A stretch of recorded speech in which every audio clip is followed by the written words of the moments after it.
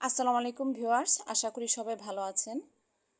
আজকে আমি আপনাদের জন্য একটি ফুলকারি ড্রেস আঁকার ভিডিও নিয়ে হাজির হয়েছি। এটা দেখতেই পাচ্ছেন। এই ডিজাইনটা আমি আপনাদের আজকে এঁকে দেখাবো। এটি কিন্তু একটি গর্জিয়াস ড্রেসের ডিজাইন। এটা আপনারা জামার ফুল অংশে এই প্যাটার্নটা ইউজ করবেন। এই যে দেখছেন, আমি একটি কাগজে কিন্তু এভাবে এঁকে নিয়েছি। আর আপনারা যখন কাপড়ে ড্রয়িং করবেন, কাপড়টাকে এভাবে দুই ভাঁজ করে এঁকে নেবেন এবং দাগটার বরাবর, মাঝ বরাবর এভাবে ধরে আঁকতে হবে।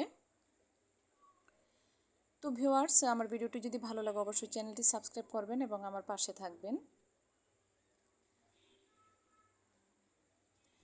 প্রথমে আমি এই কর্নার করে কাগজটা কেটে নিব। সেই জন্য এখানে 2.5 ইঞ্চি 2 দাগ পর্যন্ত এপাশ এবং ওই পাশে নিয়ে নিচ্ছি।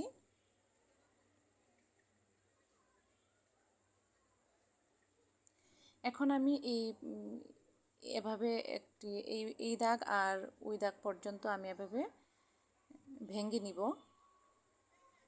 তাহলে আর ওই পাশে আমার মাপতে হবে না, আমি খুব সহজে এটাকে কেটে নিতে পারবো।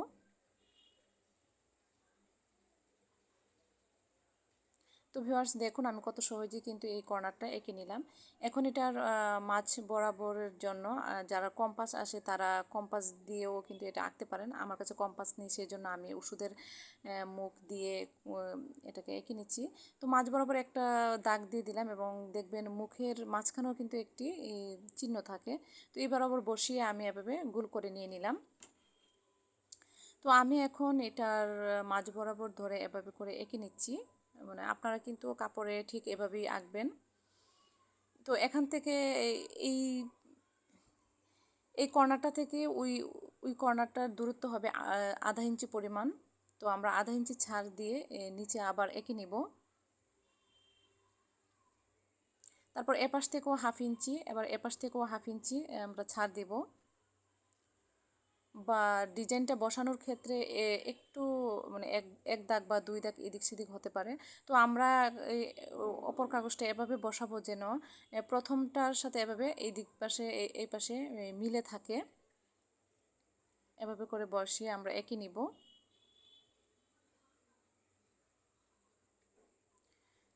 এই পাশটাও সেমভাবে আমরা এঁকে নিব যেন ওই ডিজাইনটার সাথে ওই ডিজাইনটা একবারে এভাবে করে মিলে থাকে। এখন এই যে মাঝ কর্নারটা আছে, এখানে আমরা কিন্তু ডলার বসাবো। এই দিক থেকেও আমরা 1/2 ইঞ্চি পরিমাণ ছাড় দিব।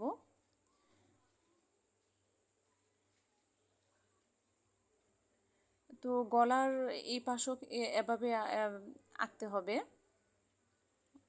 ডিজাইনটাকে সোজা রাখতে গিয়ে কিন্তু এভাবে আঁকতে হবে। তো আমি কিন্তু আপনাদের দেখিয়ে দিচ্ছি, কারণ সবটা দেখানো তো সম্ভব না। আমি মানে যেসব জায়গায় একটু জটিল ওইসব জায়গায় আমি একটু এঁকে দেখিয়ে দিচ্ছি কীভাবে আপনারা আঁকবেন। তো এভাবে করে কিন্তু আপনারা পুরোটা ড্রেসে এঁকে নেবেন।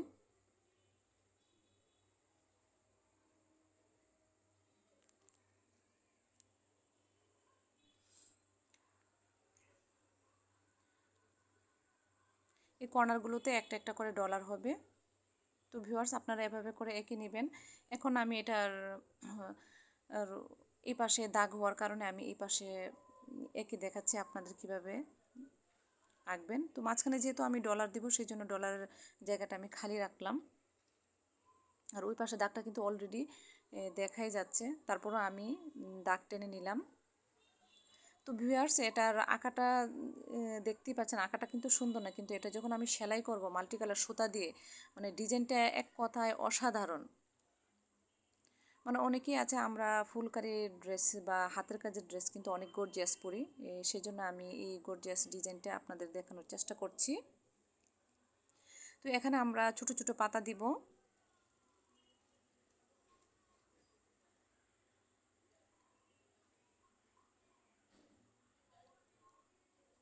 আর এই কর্নার থেকে এই কর্নার আমরা এভাবে একটু দাগ টেনে নিব চারপাশে।